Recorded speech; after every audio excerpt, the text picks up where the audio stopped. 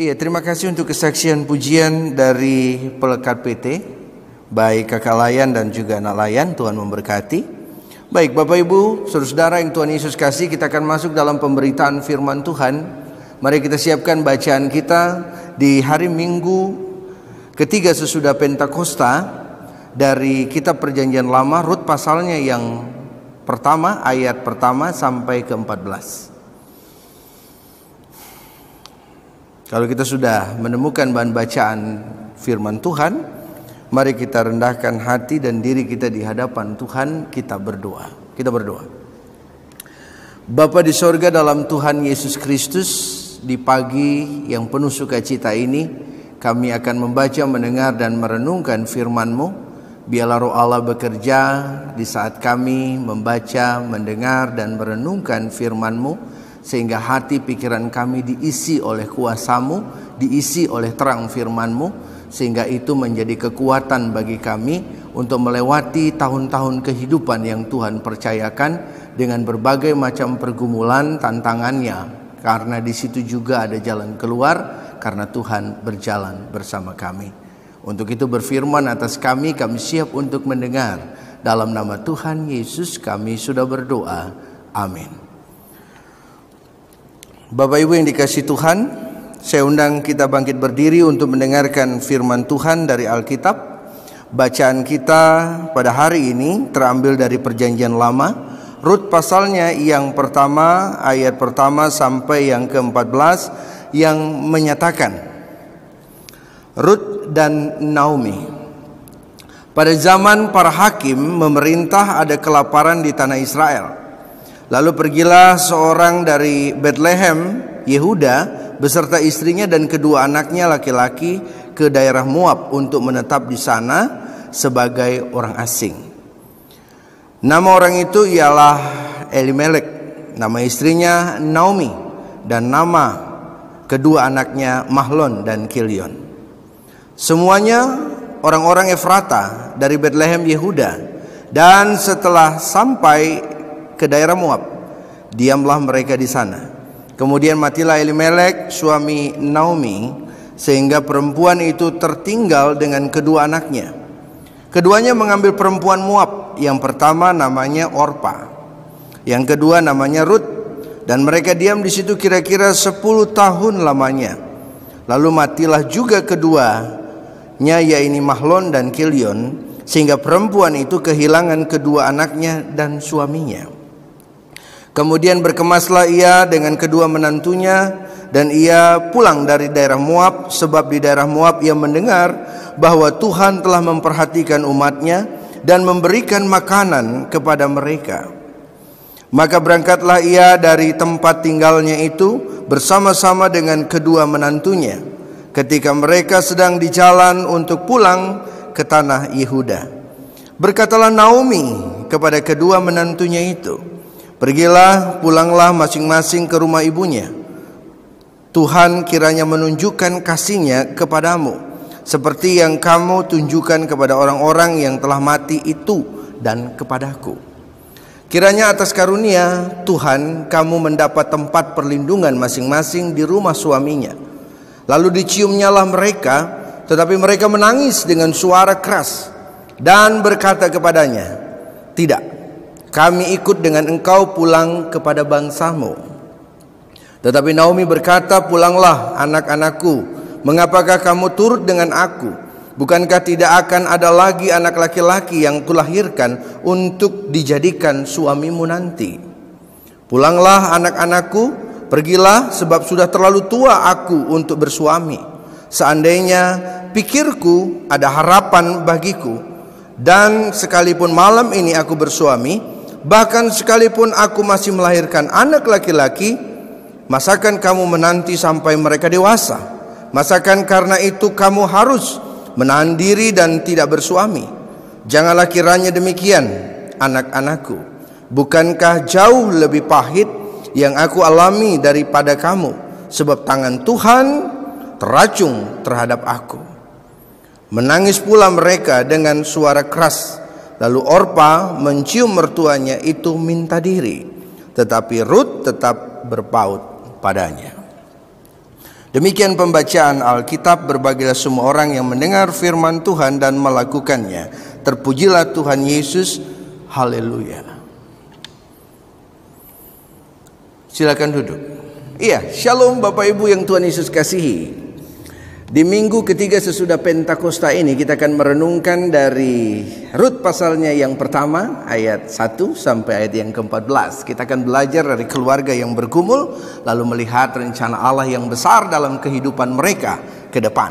Nah, Ibu Bapak yang dikasihi Tuhan, kalau melihat kehidupan saya dan Bapak Ibu, maka kita akan melihat berbagai macam warna. Ada warna-warna pergumulan yang kita hadapi. Ada masalah. Mungkin masalah itu tidak hanya satu, ada banyak masalah yang akan kita hadapi. Ada berbagai macam pergumulan yang kita hadapi. Mungkin kalau kita mengatakan hidup kita seperti buku, maka jilid pertama ada permasalahan, jilid kedua ada permasalahan, jilid ketiga ada permasalahan. Semua hidup kita tidak lepas dari permasalahan. Tetapi jangan lupa bahwa ada jilid yang lain yang kemudian menjadi jalan keluar dalam kehidupan kita. Kita menemukan jalan keluar, kita berjumpa dengan Tuhan, berjumpa dengan pengalaman-pengalaman yang indah. Di situ kita bersyukur bahwa Tuhan menyertai kita ketika semua proses berjalan dengan baik.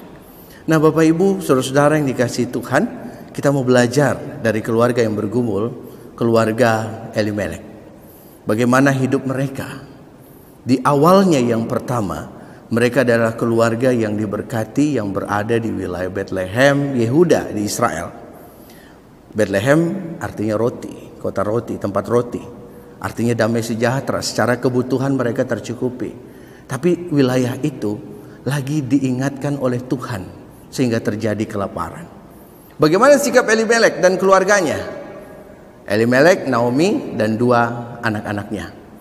Mereka mengambil keputusan untuk pergi dari wilayah Bethlehem, Yehuda, menuju ke Moab, kota Moab.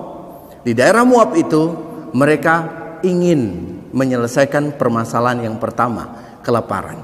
Mereka pergi ke sana untuk bebas dari kelaparan. Mereka berhasil. Mereka menyelesaikan semua permasalahan yang pertama berkaitan dengan kelaparan. Mereka dapat kehidupan di sana. Tetapi apa tidak menghadapi masalah? Ada. Mereka tidak berhenti dengan masalah. Mereka menghadapi jilid berikut dari pergumulan dan masalah mereka. Masalah mereka adalah kemudian Elimelek meninggal. Dia sakit, dia meninggal. Tidak lama dia di situ, dia meninggal. Tinggal Naomi dan juga 2 putranya. Nah, pergumulannya adalah keluarga ini hidup tanpa kepala keluarga. Lalu tidak lama kedua anak Naomi menikah dengan 2 orang perempuan Moab yang bernama Orpa dan juga Rut. Mereka mengambil keputusan untuk menikah.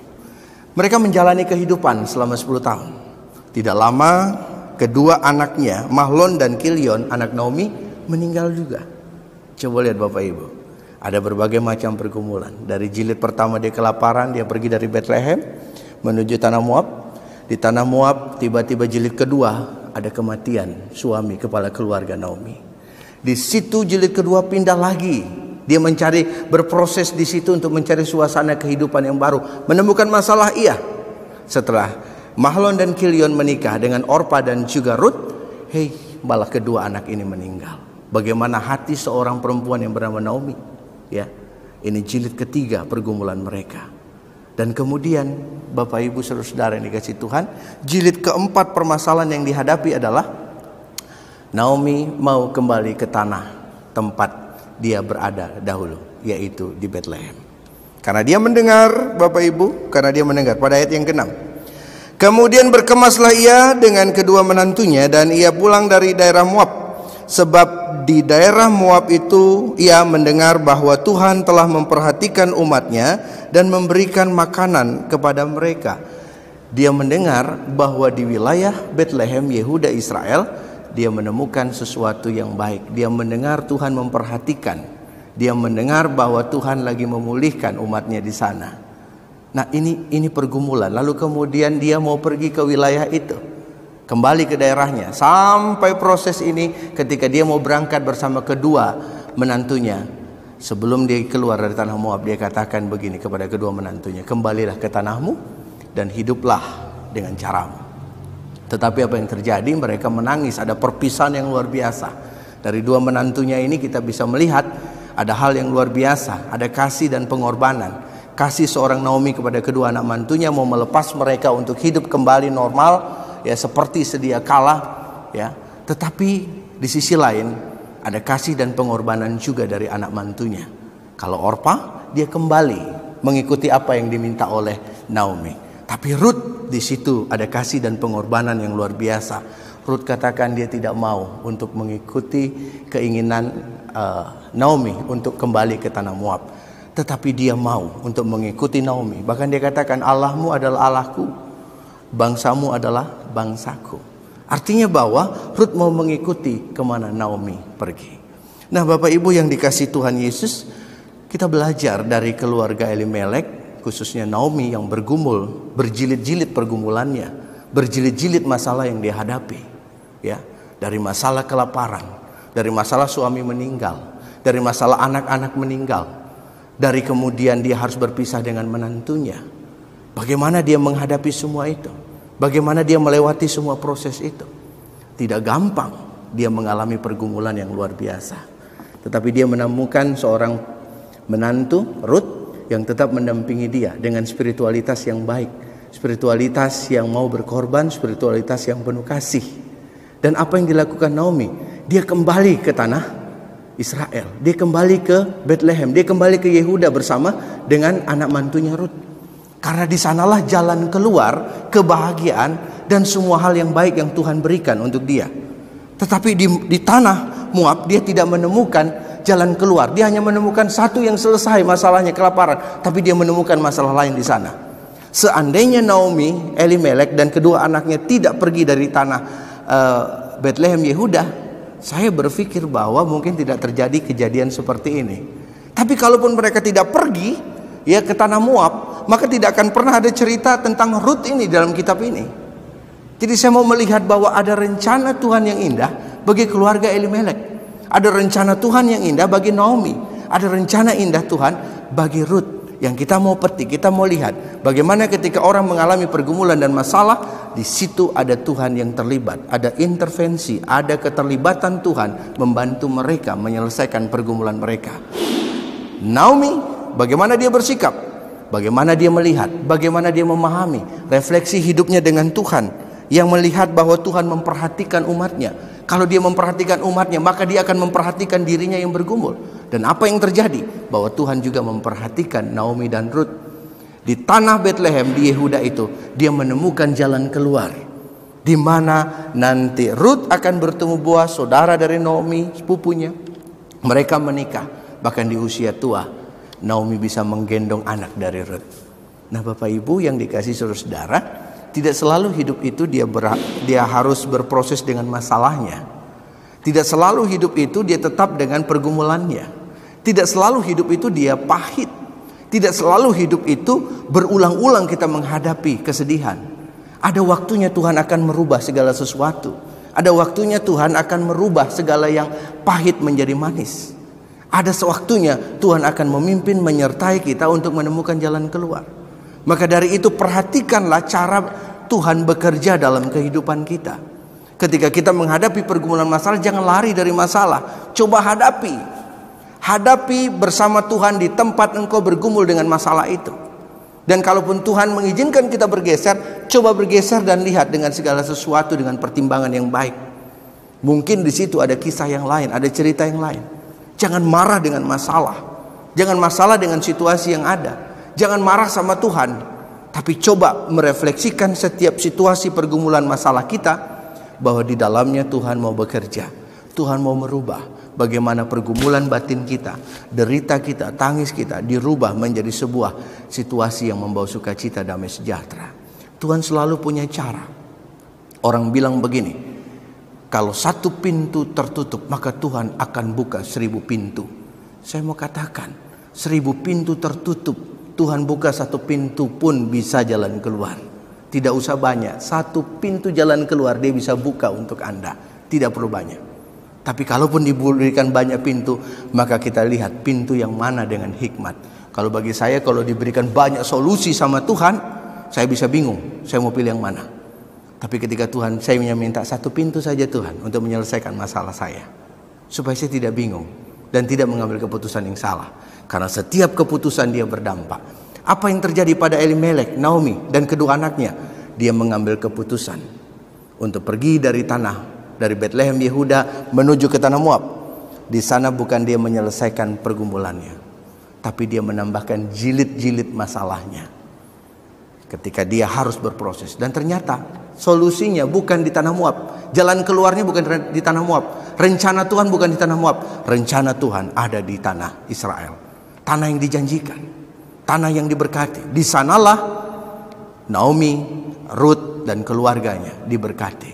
Jadi Naomi melihat jalan keluar yang luar biasa. Puncak dari semuanya itu kembali kepada tempat di mana dia bergumul.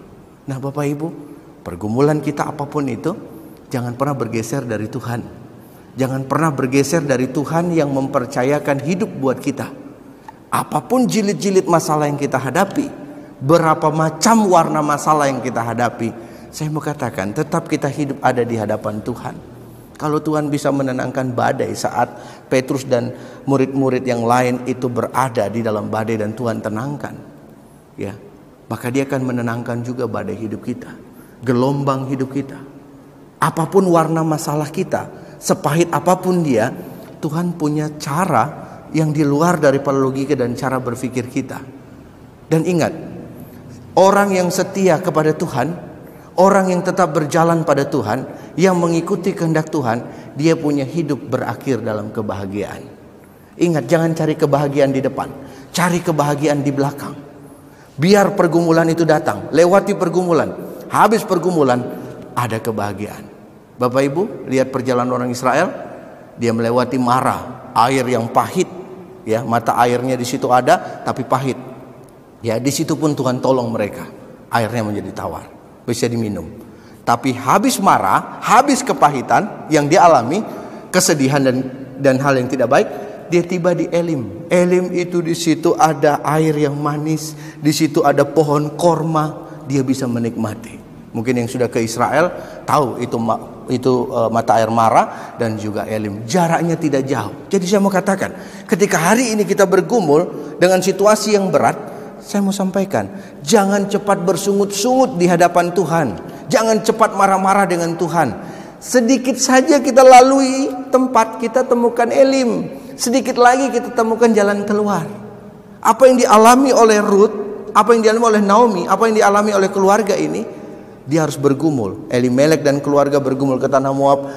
Proses berjalan, tapi dia kembali kepada rencana indah Tuhan. Ingat, pergumulan, penderitaan, tangisan, Tuhan bisa rubah menjadi sukacita yang besar. Habis marah, ada Elim. Habis pergumulan, habis badai, ada ketenangan. Itu yang kita lihat dalam hidup kita. Nah, Ibu Bapak, tetap berdiri bersama Tuhan. Jangan bergeser dari Tuhan. Karena ketika Anda bergeser, Anda tidak akan menemukan jalan keluar. Justru Anda akan bertambah-tambah mengalami masalah. Minta satu solusi saja, jangan minta banyak solusi. Minta satu solusi dengan hikmat Tuhan, supaya Anda melihat jalan keluar. Tuhan Yesus memberkati. Amin. Bapak Ibu yang Tuhan Yesus kasihi, izinkan saya berdoa untuk Bapak Ibu saudara-saudara. Nanti Bapak Ibu di rumah bisa berdoa dengan keluarga. Mari kita berdoa. Tuhan Yesus Gembala yang baik, pada saat ini kami tetap mau belajar dari firman-Mu. Firman-Mu yang penuh kuasa, yang memimpin menyertai kami untuk hidup bersandar berharap hanya pada Tuhan. Di tengah badai hidup kami, di tengah situasi pahit kami, setengah masalah yang kami hadapi, kami mau firman-Mu menjadi pegangan dalam hidup kami. Kami mau tetap ada di hadapan Tuhan, kami tidak mau bergeser. Karena ketika kami ada di hadapan Tuhan, kami melihat rencana Tuhan dinyatakan. Kami melihat kepahitan kami, marah kami menjadi Elim yang manis, jadi mata air yang manis. Kami belajar dari keluarga Elimelek, Naomi, bagaimana dia mengalami duka cita demi duka cita, pergumulan demi pergumulan, berjilid-jilid masalah yang dia hadapi. Tapi akhirnya dari Bethlehem dia pergi ke tanah Moab, dan akhirnya dia kembali ke Bethlehem. Di situ Tuhan pulihkan dia dengan rencana yang indah. Dan kami percaya Tuhan akan pulihkan kami juga dengan rencana yang indah. Kami penuh pergumulan di rumah-rumah jemaat Tuhan, Saudara-saudara kami penuh pergumulan, masalah pribadi, keluarga, pekerjaan, bahkan situasi pandemik ini. Tetapi kami percaya bahwa kami tidak mau bergeser dari Tuhan. Kami mau tetap ada di hadapan Tuhan, dan kami mau melihat rencana Tuhan dinyatakan. Kami mau melihat air mata kami, kepahitan kami Tuhan hapus.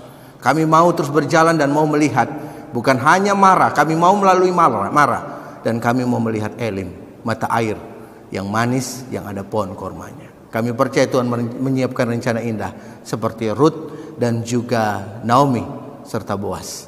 Tuhan memberkati kehidupan kami semua. Berkati Jemaat GPI Benawa Surabaya, berkati Diaken Penatua, berkati pengurus Kenam Pelkat, komisi-komisi, BPPJ, karyawan, panitia. Kau berkati juga jemaat Tuhan, bergandeng tangan bersama, dan kami menciptakan damai sejahtera dan saling memberkati. Dan sukacita kami adalah karena kami memiliki Tuhan Yesus Kristus, dan kami mau berdiri bersama Tuhan. Tuhan memberkati bangsa dan negara kami Indonesia, pemerintah kami dari pusat sampai daerah. Tuhan sertai dan pimpin mereka dalam menjalani tugas-tugas mereka. Tuhan terima kasih. Kami percaya Tuhan memberkati Indonesia, Tuhan memberkati gereja-gereja, Tuhan memberkati Jemaat Benowo, Tuhan memberkati setiap pergumulan kami. Ini doa kami Bapa, dalam nama Tuhan Yesus kami sudah berdoa. Amin. Tuhan memberkati Bapak Ibu.